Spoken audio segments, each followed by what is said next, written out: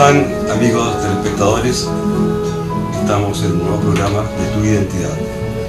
Este programa, como bien lo dice el nombre, lo que pretende es que nosotros, el pueblo angelino, nos reflejemos y podamos mostrarnos tal cual somos.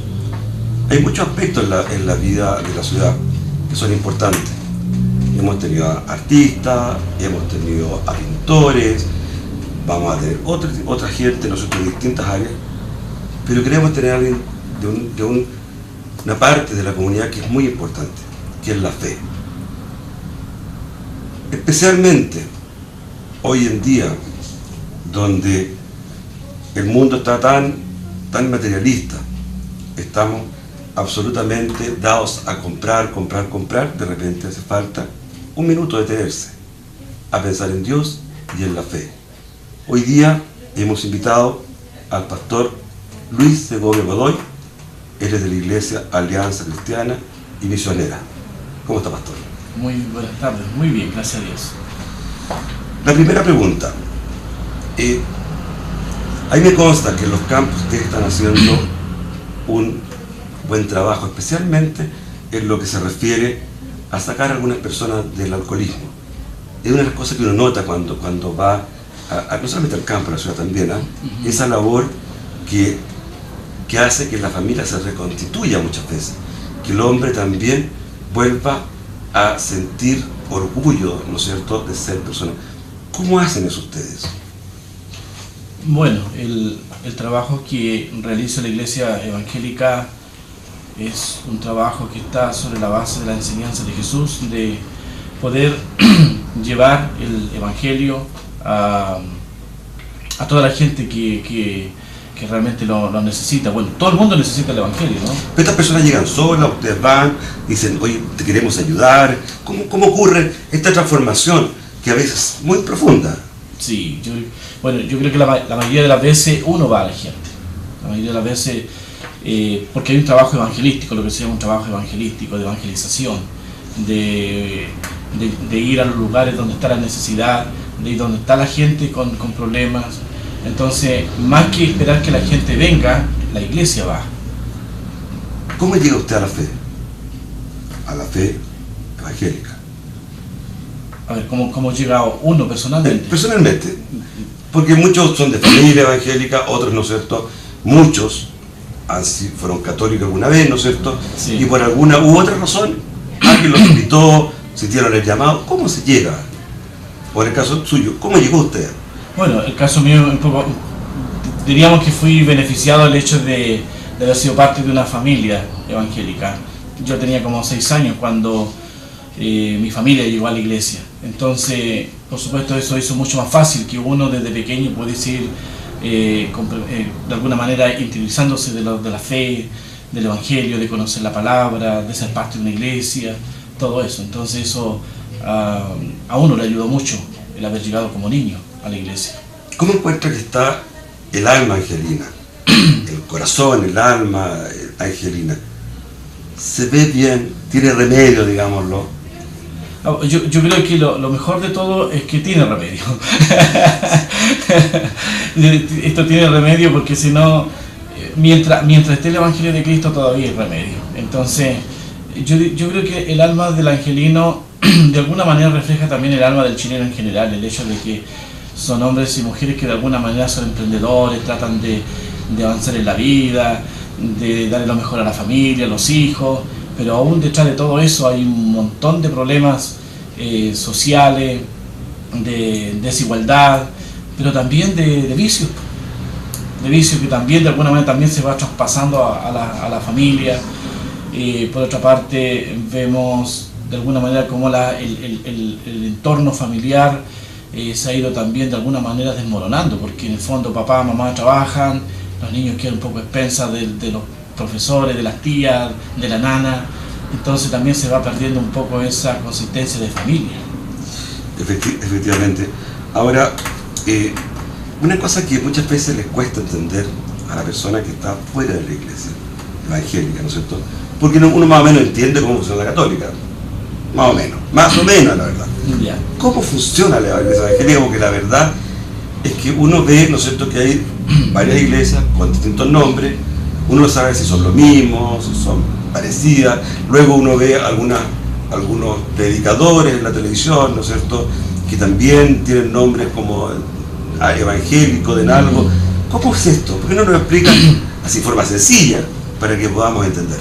Bueno, la verdad es que hacerlo de forma sencilla es un poco complicado, pero yo diría que la forma más sencilla es decir que en términos generales las iglesias evangélicas tienen una base común.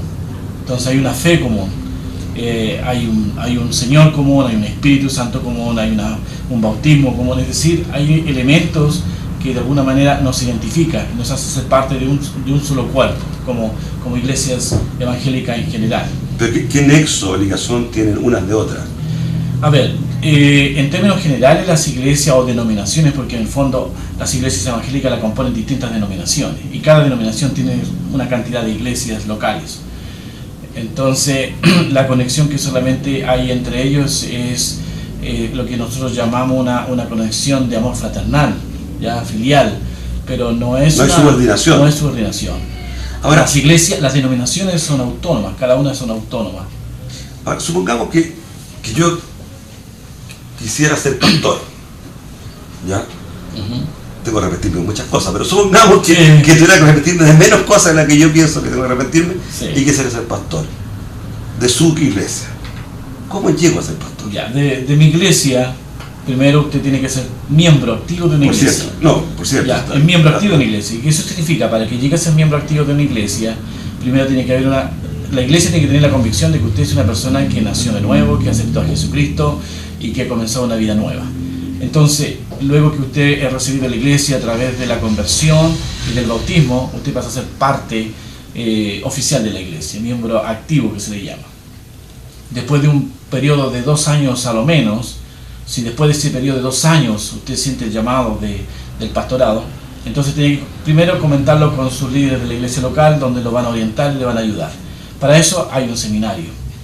Entonces la persona va al seminario. Entonces, solamente disculpa, ¿ese seminario que hay en Los Ángeles, en Santiago? Este seminario, tenemos 3 seminarios. Uno en Temuco, que es la casa central.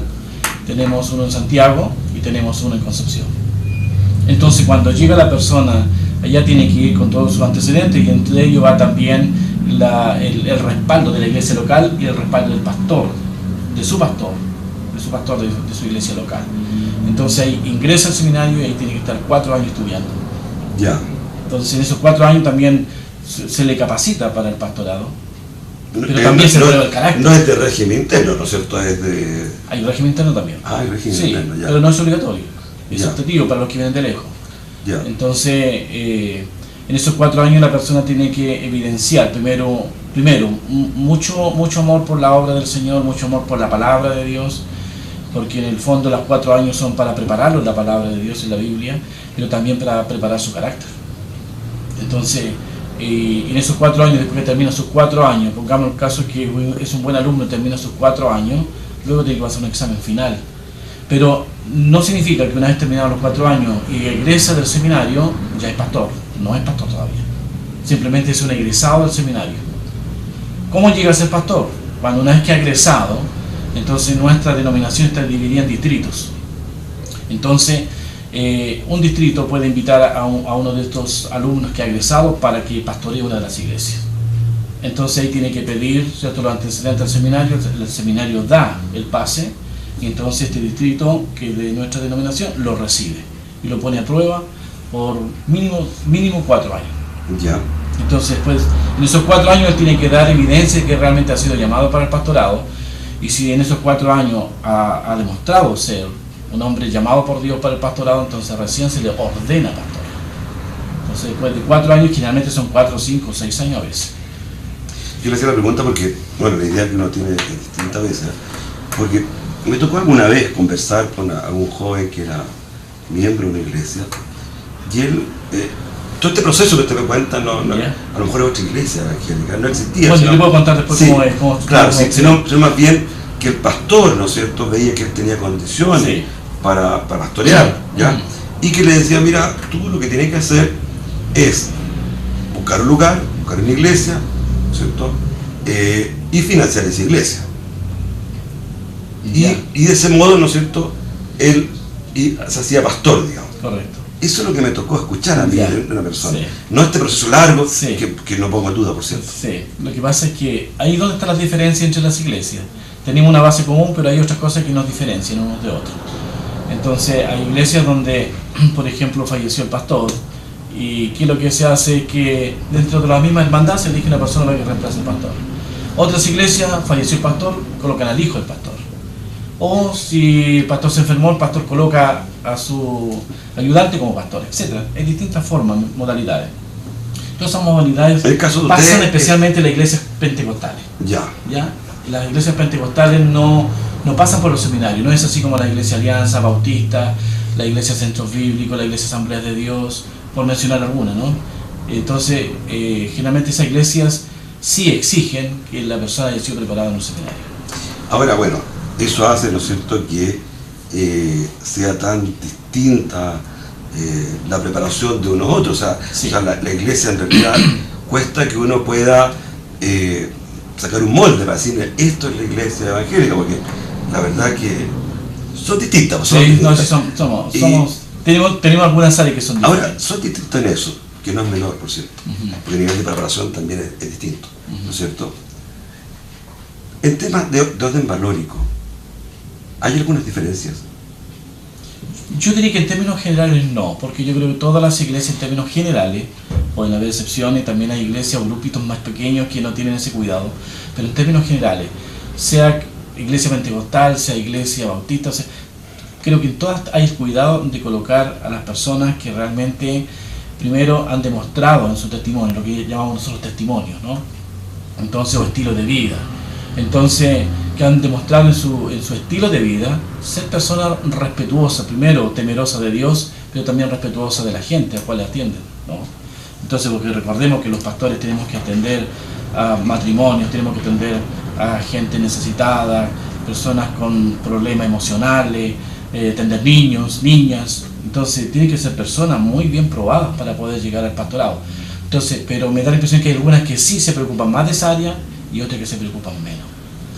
Bueno, les quiero contar a nuestros telespectadores que estamos en el programa Tu Identidad, como decíamos en un comienzo, que pretende que nos reflejemos lo que somos a través de este canal 2, que además tiene como eslogan Tu Imagen. Está todo muy relacionado, y decíamos también que una parte importante de lo que somos, ¿no es cierto?, está en la fe. Y por eso estamos con el pastor Luis Segovia Godoy, de la Iglesia Cristiana y Misionera. ¿Ustedes no tienen, como tiene la iglesia, crisis de vocación? ¿Vocacionales, digamos? Sí, a veces ocurre. Es muy bajo el porcentaje, pero sí lo hay en el sentido de alguna persona que a lo mejor con todo el esfuerzo que ha hecho de hacer su labor pastoral, descubre que no es esa su área. Entonces, pero es muy bajo el porcentaje, porque como por las etapas que van pasando, entonces en esa etapa van siendo probados. Entonces, no, pero por ejemplo, porque yo creo que hoy día uno de los temas, ¿no es cierto?, que es distinto, por cierto, de la Iglesia Católica de ustedes, es que alguien quiera ser curita. En el caso de usted, que alguien quiera ser pastor, es más difícil ahora. Hay que convencer a los jóvenes, mira, nosotros creemos que tienes condiciones, que creemos que tú eres un buen líder, creemos que tú vas a poder llevar bien a tu rebaño. ¿Hay que convencerlos o no es tanto problema en el caso de ustedes? A ver, lo que pasa es que hay un aspecto que uno considera que se llama el llamado ministerial. Es un llamado que significa que ese llamado es un llamado de Dios al corazón de la persona. Entonces, y creemos que ese llamado no se ha terminado, creemos que el Señor sigue llamando a personas. Ahora, cómo responde la persona a este llamado de Dios es donde puede diferir un poco, porque lo que uno puede ver es que hoy día que hay gente, que la gente parece que tuviera menos fe que antes, ¿no? Entonces antes la gente sentía el llamado del Señor para servirle y olvidaba y dejaba todo, ¿no? Y se enrolaban en esta tarea ministerial. Hoy día como que se sacan más cuenta, ¿no? Exactamente. Entonces, claro, a veces el hecho mismo de que hay mucha gente hoy día estudiando, las universidades tienen más oportunidades, también ha hecho de que también baje el número de personas interesadas en prepararse en la tarea ministerial. Yo diría que también igual hay una crisis. Ya, en general. Ahora, Para la gente que ha leído la Biblia, yo la he leído en realidad, en una época de mi vida que fui bien nacido, no a través de una iglesia, sino de forma personal. La verdad es que cuando se siente el llamado de Jesús, ¿no es cierto?, y se empieza a tratar de transitar en este camino, es casi imposible. Yo no digo que es imposible, pero casi imposible. La verdad es que transitar ese camino es el camino a la perfección. Por lo menos así pienso yo que es, ¿ya? ¿Cómo lo sienten ustedes? Lo que pasa es que en el sentido, o desde el punto de vista de nuestro, el llamado a la perfección o a la santificación, que también llamamos, ¿cierto?, que la santificación no es solamente para los pastores, sino que para los miembros en general de la iglesia. No, yo hablaba en general, para personas en general. Esa persona, ¿no es cierto?, que entra a la fe con consecuencias, que está dispuesto a ser consecuente. Por eso decía que, ¿cómo lo enfrenta? Porque la verdad es que si uno lee, ¿no es cierto?, el Antiguo Testamento y el Nuevo Testamento en particular, que hay una diferencia importante entre ambos, ¿no es cierto?, incluso yo diría desde el punto de vista de cómo se enfrenta, ¿no es cierto?, una parte es un Dios, ¿no es cierto?, un poco más vengativo, distinto, de fuerza, y encontramos a Jesús, que es el Dios del amor, ¿no es cierto?, que está dispuesto a poner la otra mejilla y no el ojo por ojo. Hay una diferencia, y esto tiene que ver con la cultura, ¿ya? Pero si uno quiere, se va, ¿no es cierto?, a esta forma de vida que es la que Jesús quiere transmitir, ¿no es cierto?, que la gente siga. Es casi imposible. ¿Cómo lo hacen ustedes para transmitir esto que la gente quiera hacer, ¿no es cierto?, y transitar este camino que es tan complicado? Sí. Yo no diría que es difícil, yo diría que es imposible. O sea, por sí mismo, por las propias fuerzas de uno, es completamente imposible. No se puede. Esto solamente se puede hacer. Por eso cuando Jesús dijo, yo me voy, pero no los voy a dejar solos, voy a dejar al Espíritu Santo, voy a enviar al Espíritu Santo para que esté con ustedes. Entonces, un evento importante que ocurre en la vida de una persona cuando se entrega a Cristo es que el Espíritu Santo viene a su corazón, viene a su vida. Entonces, el caminar del cristiano no es solo. El caminar del cristiano es con la ayuda del Espíritu Santo, si no sería imposible. Entonces ahí está la diferencia. Cómo podemos ir siendo mejores, cómo podemos ir perfeccionándonos, santificando, solamente por medio de la obra del Espíritu Santo en nuestra vida. Entonces está la obra del Espíritu Santo por una parte, pero también está el ceder de uno. Recuerde que también Jesús dice que si alguno lo quiere seguir, tiene que negarse a sí mismo, tomar su cruz cada día y seguirle. Entonces hay una renuncia también personal, ¿entiendes? Entonces uno tiene que renunciar a sí mismo, a renunciar a todo lo que es de uno personal, para comenzar a tomar lo que Cristo tiene para nosotros. ¿Cuántas personas, si pensáramos que personas de 1 a 100, cuántas personas están dispuestas a eso? ¿O lo hacen de verdad? A ver, yo creo que el mejor ejemplo lo tenemos desde cuando Jesús comenzó a predicar. Dice la Biblia que Jesús comenzó a enseñar, a predicar, sanaba a los enfermos, etc. Había una buena cantidad de gente que le seguía, una gran multitud, dice la Biblia, ¿no? Entonces, y en un momento determinado Jesús le dice a la gente, ustedes me siguen por conveniencia, ¿no? Ustedes me siguen porque yo les doy de comer, si tienen hambre les doy de comer, ¿cierto? Si hay enfermos los sano, es decir, hay una conveniencia porque seguían a Jesús. Entonces cuando Jesús comienza a hablarle del verdadero discipulado, lo que verdaderamente significaba ser un cristiano, dice que la gente se fue. La gente se fue, toda esa multitud se fue. Entonces, ¿quién quedó allí en ese escenario? Solamente quedó Jesús y sus 12 discípulos. Y entonces Jesús, queriendo tener el convencimiento de que, o generar el convencimiento en sus discípulos de por qué le seguían, les dice, ¿ustedes por qué no se van tan bien? Entonces ahí donde Pedro le dice, Señor, ¿a quién vamos a ir si solo tú tienes palabras de vida eterna? Y fueron los únicos que quedaron con él. Ahora, en el caso, y eso sí hasta ahora. Ahora en el caso de usted, yo se desprendo, a lo mejor en forma maliciosa puede ser, que si ustedes dijeran eso a sus feligreses, se quedarían solos también. Es que, porque convengamos que en esto de la... Uno conoce un montón de gente, ¿no? Sí. Hay algunos, por cierto, no siendo santos, son buenas personas, buenos hombres, ¿ya? Y que van un poco en el camino de Dios. Pero la inmensa mayoría no lo son. La inmensa mayoría, tanto en todas las religiones, son religiosos de fin de semana, sí. ¿No es cierto? Porque no guardan esos preceptos ni en su hogar, ni en su trabajo, ni en ninguna parte. Sí. Si ustedes lo echaran, también quedarían con los 12 religiosos. Lo que pasa es que Jesús no echó a la multitud, sino que Jesús le habló de lo que significaba seguirle. Y nosotros tampoco nos vamos a echar a nadie, simplemente predicamos Y por supuesto que eso hace de que de repente el crecimiento de una iglesia o la gente que acepta a Jesús no es el número que uno desearía, ¿no? Si uno le predica a 1000 personas en un evento, a 1000 personas que no eran cristianos, no eran evangélicos, le predicas a 1000 personas, uno sabe que solamente un bajo porcentaje va a entender y va a aceptar ese mensaje. Pero luego de ese pequeño porcentaje que lo aceptó, también es bajo el porcentaje que los que verdaderamente van a seguir. Es un camino difícil. Sí. La Entonces, es que lo que pasa es que la gente sigue mirando alrededor, no es la fe su base. Entonces, lo que usted hablaba delante un poco de la crisis de fe. Entonces, la gente no entiende lo que es vivir por la fe, es decir, dependiente o dependiendo del Señor. Sigue dependiendo de sí, de su fuerza, de lo que Él es capaz de hacer, todo eso, pero deja de depender del Señor. ¿Usted cree en la Trinidad? Sí. Sí. Sí, las iglesias evangélicas en general son trinitarias. Dios Padre, el Espíritu Santo es una misma persona. Sí. La verdad que yo hace muchos años, yo estudié literatura alguna vez, porque que hice algunos cursos del Antiguo Testamento, Nuevo Testamento, aparte que la leí por mi cuenta, pero siempre cuando quise preguntar, me dijeron lo mismo, es un misterio. ¿Ya?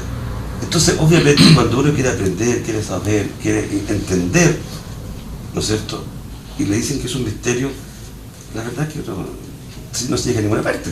No. Es un misterio, ¿cómo podría explicárselo a la gente? Es que, lo que pasa es que es imposible tratar de que un ser creado pueda interpretar, definir al creador. Entonces, el que le dijo que era un misterio, realmente sigue siendo todavía un misterio, porque nosotros no podemos entender en toda su magnitud lo que significa la Trinidad. Ustedes le han dicho, por ejemplo, y lo tienen que han dicho muchas veces, que en el inicio Jesús era un profeta, ¿no es cierto? Quiere decir que mucha gente lo interpreta como un profeta, ¿no es cierto? Y que fue en un concilio donde se discutió largamente, ¿no es cierto?, el carácter de deidad de Jesús, y un grupo de hombres decide que es Dios. A ver, nosotros como iglesia evangélica nunca hemos considerado eso, jamás. Yo creo que el 99,9% desconoce completamente eso. Lo que creemos de Jesús es lo que dice la Biblia. ¿Usted lo conoce eso? No. ¿No lo había escuchado nunca? No. Bueno, sí que hay concilios que determinaron, por ejemplo, que María era virgen o que María ascendió al cielo. Y eso son concilios que deciden, pero son concilios de hombres. No están sobre la base de la palabra de Dios. O sea, bueno, la fe es eso, la fe es la fe, ¿no es cierto? Claro, lo que pasa es que, es que hay distintos tipos de fe. La fe no se discute, digamos. Claro, la fe, es que hay una fe verdadera, entonces, y quizás eso es lo que cuesta entender, que la fe verdadera es la fe de creer lo que Dios dice, y no de lo que los hombres dicen, porque en el fondo yo no voy a tratar de convencer a usted lo que yo creo, es cierto, sino yo voy a abrir la Biblia, voy a tratar de mostrar lo que la palabra de Dios dice, no lo que yo digo. Yo no escribí ninguno de los libros de la Biblia, entonces tenemos ¿cuántos Antiguo Nuevo Testamento? Y otros 66 libros. Y otros que todavía están apareciendo. No, ya no, palabra de Dios no es más. Lo que está aquí es todo. Yo he visto que han aparecido algunos. No, yo te digo, los hombres seguirán haciendo cosas, pero no es de Dios. Volvamos a Los Ángeles, ¿ya? Santa María de los Ángeles, ¿no es cierto? Entre paréntesis, leía tiempo atrás que ese no es el nombre oficial de Los Ángeles, ¿no? Que eso lo coloca más bien la Iglesia Católica. Creo que el nombre es Los Ángeles solamente. Bueno, hay versiones, digamos. Leí de la historia de los evangélicos, lo leí de un historiador. Sí, que he escuchado las dos versiones también. Pero de todas maneras, digamos, hay que convenir que a la Madre de Jesús hay que dar un lugar destacado, ¿no es cierto? Más allá de que sea... Entre paréntesis, siempre cuando me preguntan sobre eso, sobre María, la Virgen María, digo, sí, es la mujer más importante que ha pisado la tierra, o sea, fue la que trajo en su vientre al Mesías, a la tierra, al Salvador del mundo. Y además con un problema de incomprensión de ese minuto grande también. Ahora sí, la gran diferencia que tenemos en cuanto a María con la Iglesia Católica es el hecho de que la Iglesia Católica la venera o declara que sigue siendo virgen, y eso no es así. Sí. Pero no deja de ser importante para nosotros. No, por cierto. Una mujer modelo, una mujer ejemplo de todas las mujeres. Pues, por algo Dios la eligió. Bien, o sea, volvamos a Los Ángeles, no Santa María de Los Ángeles, Los Ángeles, ya, para no entrar en discusiones bizantinas. ¿Ya? ¿Cómo está la fe en Los Ángeles?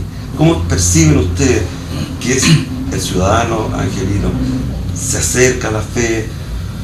Estamos claros que este mundo consumista, ¿no es cierto? Sí. Estamos en eso, pero ustedes también tienen una misión, ¿no es cierto?, que es convencer, ¿no es cierto?, hacer que la gente llegue a Jesús, a esta Trinidad, ¿no es cierto? ¿Cómo ven el alma angelina? Usted, yo le había preguntado hace poco rato, pero Sí. me interesa profundizar en eso. ¿Sienten que están en tierra fértil? A ver, no tengo los elementos necesarios para decir si es tierra fértil o no, pero yo creo que mientras se siembra una semilla y el resultado de la siembra, podemos seguir pensando que es tierra fértil, ¿no? Pero en general, por lo menos como lo que yo percibo del angelino en general, es el hecho de que el angelino en términos generales es indiferente. Es indiferente. ¿Usted es angelino? Yo no soy angelino, pero hace 21 años ya me siento, van a ser ¿De 22 qué parte? años. ¿De qué parte? Santiago. Santiago, ya. Entonces yo ya me siento angelino, no digo soy santiaguino, soy angelino, ¿no? Pero lo que uno percibe un poco esa frialdad del angelino. Y que no es solamente en cuanto al evangelio, en cuanto a cualquier cosa cultural, es como, cuesta un poco mover a los angelinos. De hecho yo me preguntaba por qué la Teletón se saltó a Los Ángeles, ¿no? Pero por algunas razones técnicas son donde se considera que el angelino en sí es un tanto frío. O sea, la misión de usted es entibiarlo hasta Bueno, donde puedan. Claro, la verdad la cosa es que la misión de nosotros es predicar el evangelio, sea tierra fértil, sea tierra dura. Nuestra tarea es predicar el evangelio, no solamente ir a la tierra fértil, sino que predicar el evangelio donde el Señor nos ¿Hay llama. alguna cosa que usted haya hecho que no haría? No me refiero a un tema muy personal, Ya. pero no sé, un tema de la religión, digamos, En cuanto a la religión, ¿hay algo que no les guste? no. Que se haya cuestionado en algún minuto. Bueno, lo que de repente uno se puede cuestionar es cuando de repente la fe de uno mismo ha flaqueado en algún momento de la vida, pero el Señor siempre da la fuerza como para seguir adelante, especialmente cuando uno está recién comenzando en la tarea ministerial, ¿no? ¿Cuánto años lleva? Que dura, 22 años. En la tarea ministerial. Sí. Viajó a eso acá. Sí, Ya. a eso dije. Bueno, hemos llegado al fin de este programa Tu Identidad. Hemos tenido una grata entrevista con el pastor Luis Segovia Godoy, de la Iglesia Alianza Cristiana y Misionera. Creemos que nos ha entregado un testimonio, en parte de su vida, en parte también de lo que él siente que hay en la ciudad. Nos ha mostrado un poco cómo ven ellos la identidad, la Iglesia, el pastor, la identidad de los angelinos. Este es el propósito de nuestro programa, que se llama Tu Identidad, mostrar cómo somos los angelinos. Hasta luego y nos vemos en otro capítulo de Tu Identidad. Gracias.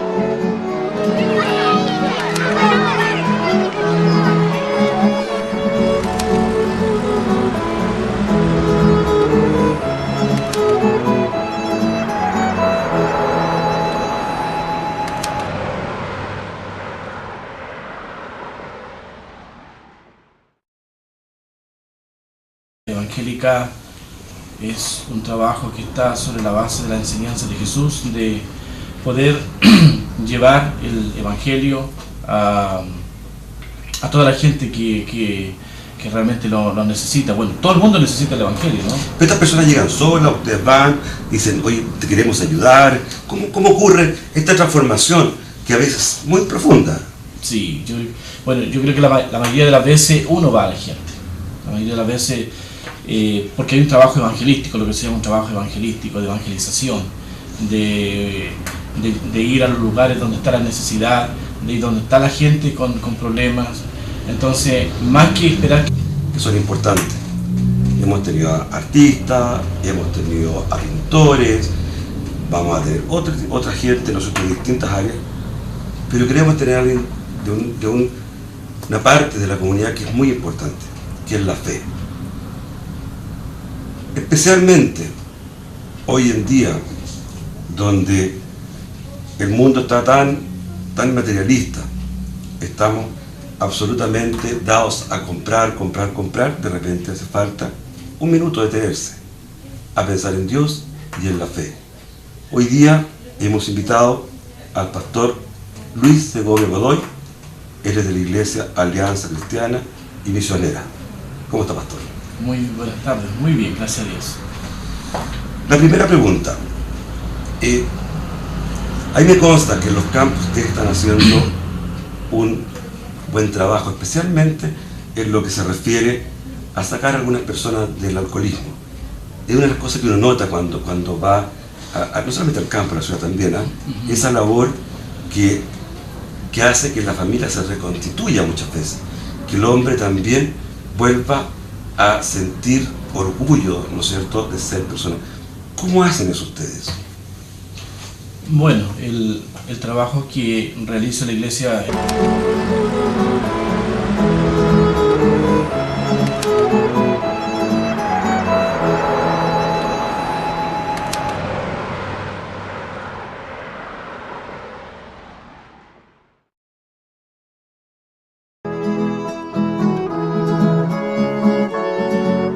¿Cómo están, amigos telespectadores? Estamos en un nuevo programa de Tu Identidad. Este programa, como bien lo dice el nombre, lo que pretende es que nosotros, el pueblo angelino, nos reflejemos y podamos mostrarnos tal cual somos. Hay muchos aspectos en la vida de la ciudad